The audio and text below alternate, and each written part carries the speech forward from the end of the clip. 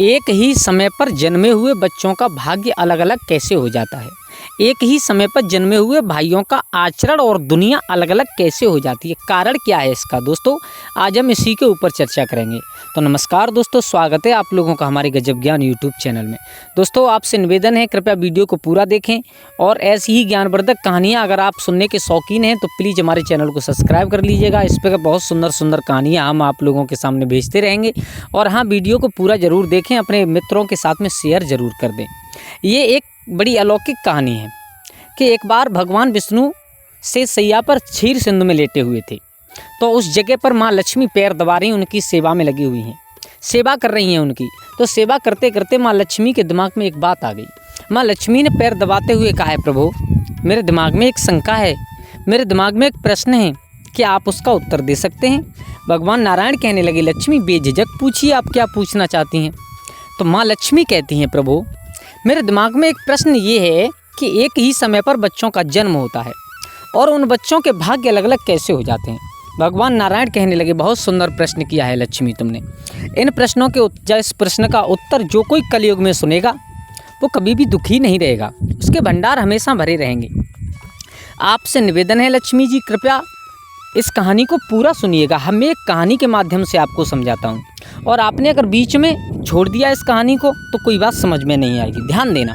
तो भगवान नारायण समझाते हैं, जो लक्ष्मी तुमने आज प्रश्न किया है वही प्रश्न एक दिन एक राजा के मन में आया। प्राचीन के काल की बात है, किसी नगर में एक राजा निवास करता था।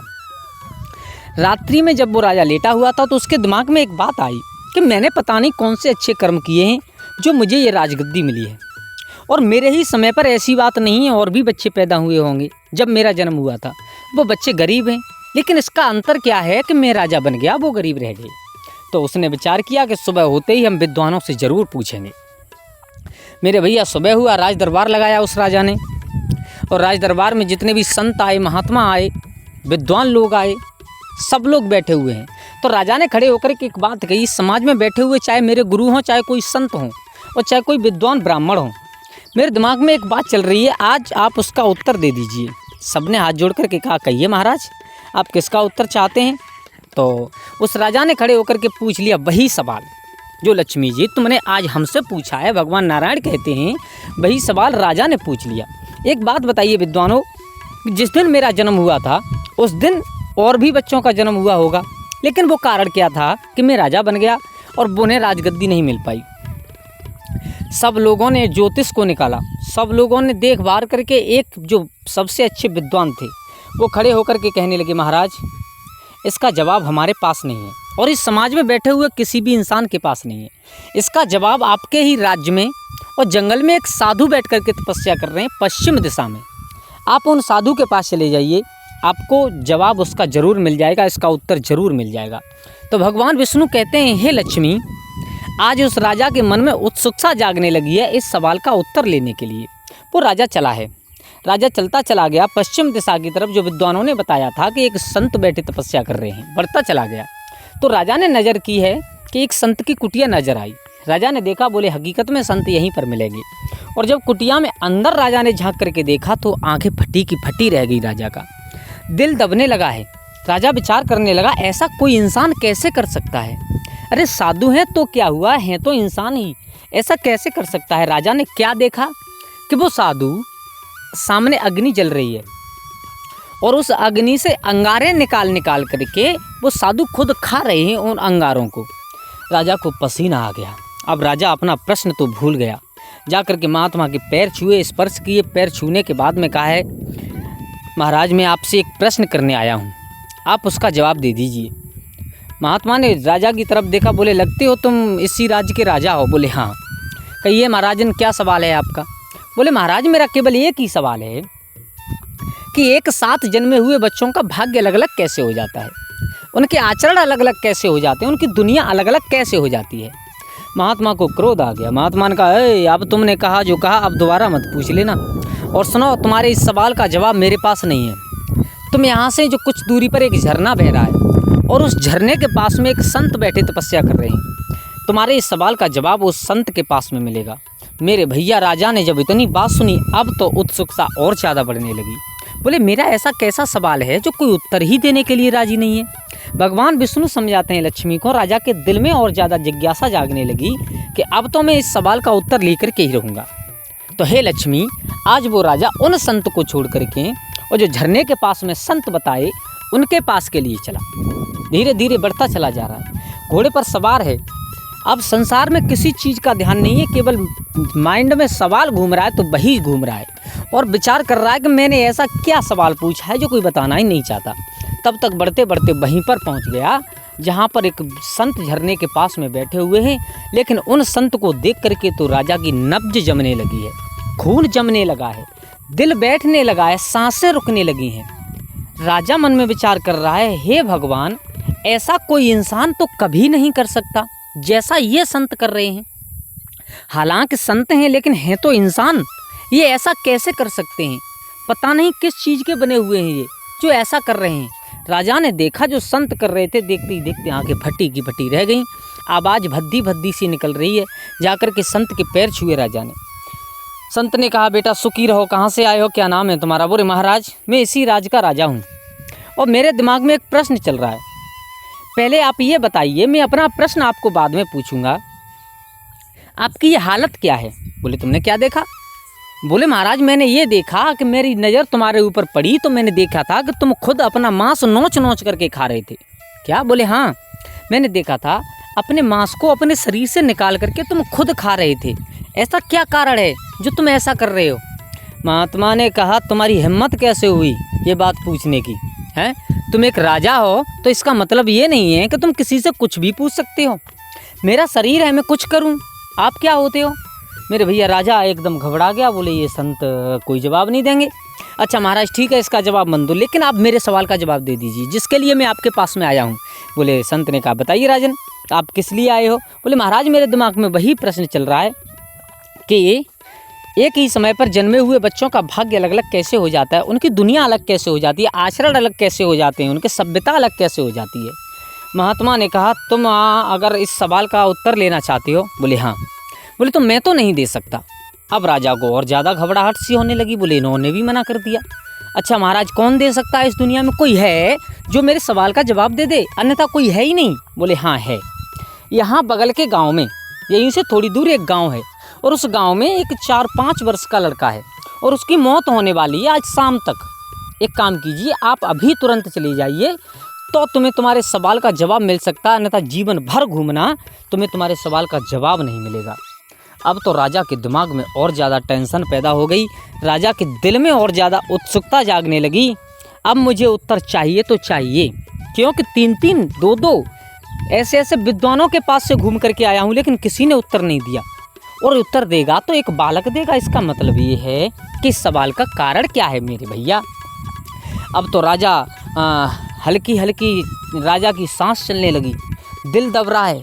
अब अपने घोड़े पर सवार होकर के उस नगर की तरफ चला है। तो नगर में जाकर के देखा है कि वो छोटा सा बालक, 4-5 वर्ष का बालक चारपाई पर लेटा हुआ है।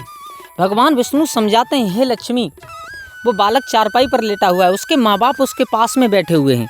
और माँ बाप को देख करके उस राजा ने समझ लिया, बोले बालक ही है, मरने वाला है, तो इसका मतलब यही बालक है। तो राजा को देख करके उसके माँ बाप ने प्रणाम किया है। बोले महाराज, आप तो हमारे राजा लगते हो। बोले हाँ। बोले महाराज, आज आपको यहाँ आने की क्या ज़रूरत पड़ गई? बोले मैंने सुना है आपके बेटा, ये जो चारपाई पर बेटा लेटा है, ये बहुत बड़ा विद्वान है। बोले महाराज, ये तो बच्चा है, ये क्या जानता है? मेरे भैया बच्चा उस राजा को देख करके हंसने लगा है। राजा ने देखा ये हंस क्यों रहा है, मुझे इसने अपने जीवन में शायद कभी नहीं देखा होगा, लेकिन ये हंस क्यों रहा है? वो राजा कहने लगा उस लड़के के माँ बाप से, अगर आपकी आज्ञा हो तो हम इस बच्चे से कुछ पूछ सकते हैं। उसने कहा महाराज, आप राजा हो, आप चाहे पूछो चाहे साथ ले जाओ, कुछ भी करो, आप समर्थ हो और समर्थकों का दोष गुसाई, कुछ भी करो आप, आपकी मर्जी है। मेरे भैया उस लड़के ने चारपाई से उठ कर के राजा को बिठाया है उस जगह पर, उस चारपाई पर बिठाया, तब कहा है कहो आप कैसे आए। तो उस राजा ने उस लड़के के हाथ जोड़े हैं। क्यों जोड़े हाथ? हाथ इसलिए जोड़े कि जब इतने बड़े बड़े विद्वान, इतने बड़े बड़े संत इस बात का उत्तर नहीं दे पाए तो ये लड़का उत्तर देगा, तो ये लड़का कोई मामूली नहीं है, इसलिए हाथ जोड़े। उस लड़के ने राजा के दोनों हाथ पकड़ लिए। बोले महाराज, आप हमारे राजन हो, आप हमारे हाथ मन जोड़िए, आप केवल ये बताइए आप आए क्यों, कैसे आए, कारण क्या है? तो उस राजा ने कहा है भगवान विष्णु समझाते हैं, हे लक्ष्मी। राजा कहने लगा, बेटा मुझे एक बात बता दीजिए। बोले क्या? एक प्रश्न है मेरा और मेरे दिमाग में 2 दिन से घूम रहा है और कोई जवाब देने के लिए राजी नहीं है। बोले क्या प्रश्न है महाराज? ये बताओ कि एक ही समय पर बच्चों का जन्म होता है, एक ही दिन होता है उसी समय पर, लेकिन उनके आचरण, उनके भाग्य, उनकी दुनिया बदल कैसे जाती है, अलग अलग कैसे हो जाती है? तो उस लड़के ने जवाब दिया है, महाराज इसका जवाब मैं आपको बताता हूँ। आपके हम 3 भाई थे। क्या? बोले हाँ। मैं पिछले जन्म की बात आपको बताता हूँ कि आपके हम 3 भाई थे। आपके यानी आप चौथे थे, हम 3 और थे। बोले तुम 3 कौन कौन थे? बोले मैं और एक वो जो आपको साधु मिले होंगे अपना मांस खा रहे थे। बोले हाँ मिले थे। और एक वो जो साधु बैठ करके आग के अंगारे खा रहे थे। बोले हाँ। बोले 2 वो, एक मैं और एक आप, 4 भाई थे अगले जन्म में। बोले फिर? बोले फिर क्या, एक दिन हम और आप जंगल में घूम रहे थे, चारों भाई शिकार खेल रहे थे, तो आपको इतनी तेज भूख लगी थी, आपने कहा था कि कुछ हो तो यहाँ भोजन बनाइए।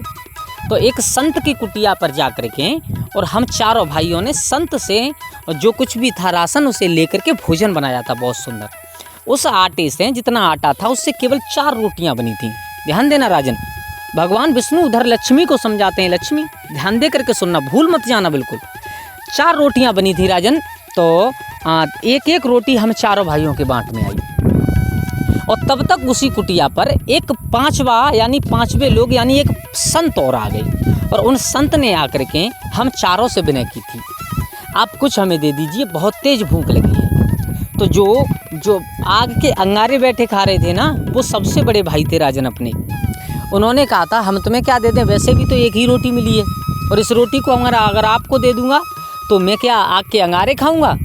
मेरे भैया उसने रोटी देने से मना कर दिया था, जो आप देख रहे होंगे कि आज अंगारे बैठे ही खा रहा है। दूसरा नंबर आया था जो बैठे हुए मांस खा रहे थे। उनसे कहा था साधु ने कि भैया ना हो तो आप ही दे दो। तो उन्होंने कहा था कि अच्छा भैया ने समझा दिया, तुम्हारी समझ में नहीं आता, एक ही तो रोटी मिली है हमें, उससे हम आपको दे दें तो फिर हम क्या अपना मांस खाएंगे, हम अपना पेट कैसे भरेंगे? तो राजन उन्होंने भी मना कर दिया था। तो वो तुमने देखे होंगे कि वो बैठ करके अपना ही मांस नोच नोच करके खा रहे थे। फिर बोले फिर क्या, तीसरा नंबर मेरा था, आप सबसे छोटे थे, तीसरा नंबर मेरा था। तो मुझसे भी उस संत ने मांगा तो मैंने भी मना कर दिया। हालांकि मैंने ऐसा कुछ नहीं कहा था, मैंने केवल उसे वो रोटी नहीं दी थी।